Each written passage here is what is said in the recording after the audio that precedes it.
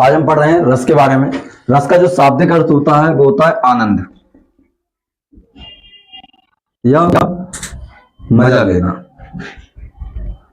हम कह सकते हैं कि किसी चीज को हम काम कर रहे हैं, पढ़ रहे हैं, कुछ भी चीज कर रहे हैं, हम कोई भी कार्य कर रहे हैं, उसमें हमें या तो आनंद आ रहा हो या तो हमें मजा आ रहा हो। यहाँ पर रस की जो डेफिनेशन है वो है किसी काव्य को पढ़ने, सुनने या देखने से।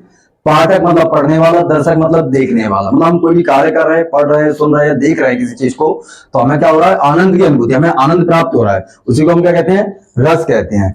रस के जो प्रवर्तक या जनक जो होते हैं, जनक थे, वो कौन है, आचार्य भरत मुनि। यहाँ पर रस के अंग हैं चार। कितने होते हैं रस के अंग? चार होते हैं।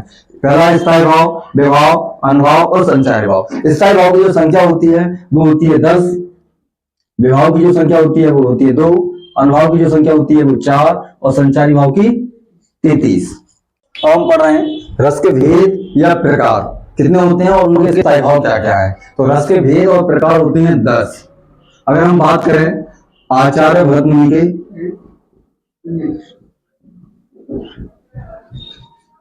आचार्य भरत मुनि ने हमें 8 ही रस दिए हैं और उसके बाद 2 रस जुड़ गए हैं इसमें, जो कि 2 रस कौन से हैं, शांत और वात्सल्य। इसलिए हमें इसे लास्ट पे लिखना पड़ेगा और स्टार्टिंग का जो पहला है श्रृंगार रस, इसको हमें पहले पे ही रखना है। तो हमारे रस कितने हैं, 10। कौन कौन से? श्रृंगार रस, हास्य रस, करुण, वीर, भयानक, रौद्र, बीभत्स, अद्भुत, शांत और वात्सल्य। अब इनके हमारे पास स्थायी भाव है। श्रृंगार रस का क्या है, रति और प्रेम कह सकते हैं। हास्य का हास या हंसी, करुण का शोक और वीर का क्या है, उत्साह, भयानक का भय, रौद्र का क्रोध, बीभत्स का जुगुप्सा, अद्भुत का विस्मय, शांत रस का निर्वेद या सम और वात्सल्य का क्या है, वात्सल या स्नेह। अब बात करेंगे श्रृंगार रस की परिभाषा और उनके भेद उदाहरण सहित बताने हैं हमें। तो श्रृंगार रस कैसे कहते हैं, तो सहृदय के हृदय में स्थित रति नामक स्थायी भाव का जब विभाव, अनुभाव और संचारी भाव से संयोग होता है वहां पर श्रृंगार रस होता है। इसका कहने का मतलब हमारे हृदय के अंदर जब स्थित है कौन सा, रति नामक स्थायी भाव जब जागृत हो, और जागृत होने के बाद विभाव, अनुभाव, संचारी भाव से जब संयोग हो जाता है वहां पर श्रृंगार रस की उत्पत्ति होती है। मतलब श्रृंगार रस क्या लेता है, जन्म ले लेता है हमारे शरीर के अंदर। श्रृंगार रस के कितने भेद होते हैं, तो श्रृंगार रस के 2 प्रकार होते हैं या 2 भेद कह सकते हैं।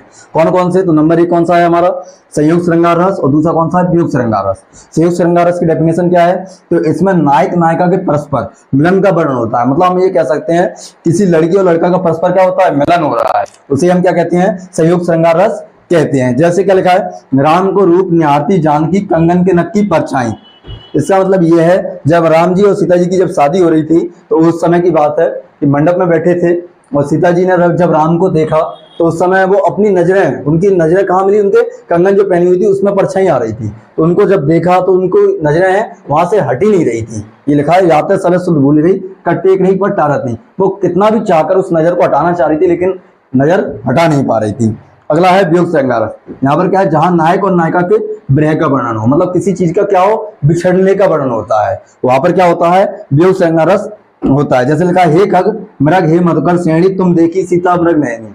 यहाँ पर क्या हुआ, जब सीता जी को रावण जी ले गए थे उठा के, उस समय की बात है कि जब राम जी क्या कर रहे थे, उसे जंगलों में ढूंढ रहे थे, तो राम जी कहते हैं, हे खग मृग हे मधुकर श्रेणी, हे पशु पक्षी क्या तुमने सीता जी को देखा है जिसकी आंखें कैसी हैं, मृग के समान है।